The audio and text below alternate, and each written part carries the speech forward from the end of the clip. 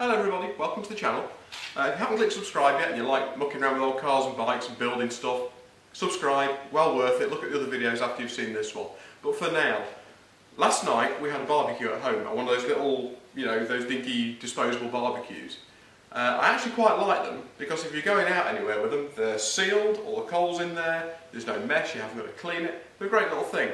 The only problem being, you always seem to end up with them perched precariously on a wall or sat on the floor, or useless. I have seen little stands for them. They stand about a foot off the ground. It may as well be on the floor. So what I want to do today, just a really quick little hack you can do. I've had a think about it, I've had a look around all the shops, and I've got an idea. What you're going to need to make this stand is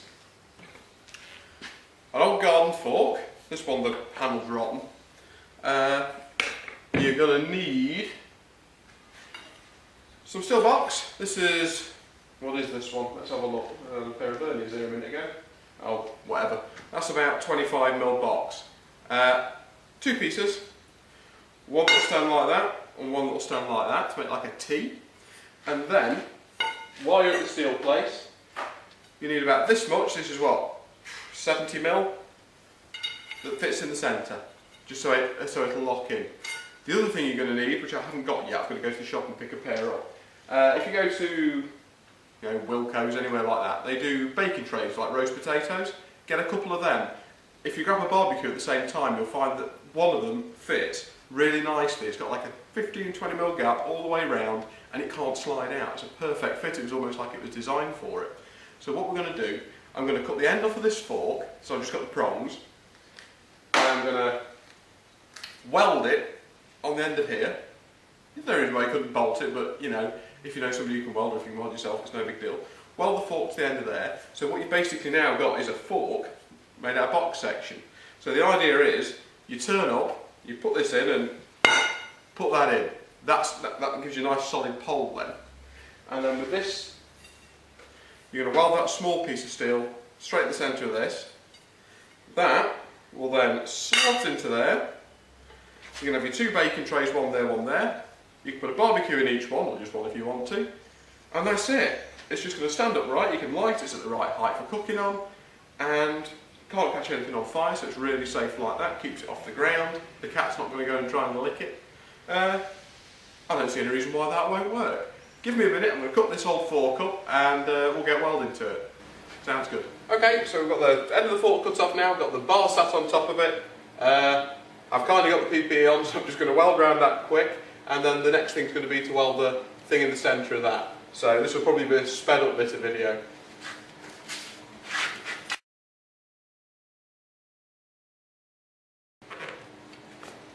That's on. Right. So the next thing to do is grab the other piece. I'll let this cool down a moment, but look at that. That will just dig in. Looks good enough to me. Right, let's leave this.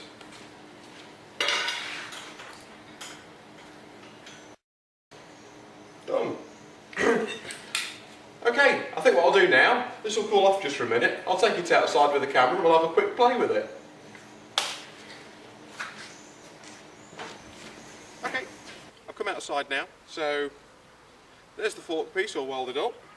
This ground's rock solid actually, so what I've done, I've brought the hammer out. Pick a spot where you want it to go. Make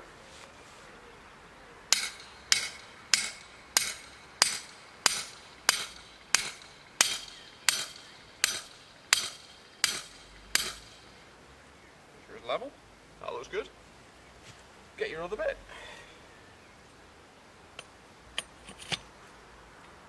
There you go, you can level it up if you like, just squirm it around in the floor. So when I've finished it, we'll have two trays on here, I'll have two barbecues either side. Job's a good one, and when you're finished, take the top off,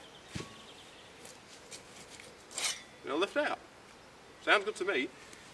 So, my next job's going to be to take this inside and paint it. The next time you see it, we'll be putting on the roasting trays, and we'll give it a test. Okay, we're all painted up now. It's gone in Hammerite dark green, so we're going to do a full setup, and we'll get it lit, see how it works. So first part, we're going to get the fork piece. Pick your spot, crunch that in, Then, this piece just here, all I've done with that, I've got the 2 baking trays like we said, 3 holes in the bottom and 3 self-tappers. And that actually works really well, just drops in like that. Gives you a bit more, well, I've done it to stone, just put it there.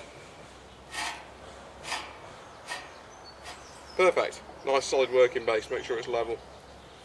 Then, oops, grab your barbecue, put it in the tray. I put 2 self-tappers, one either side of there, so you can put your tongs on. You can put 2 barbecues in if you want, makes no difference, or you just end up with a bit of a table to work on. Light it, and away you go. Thanks for watching.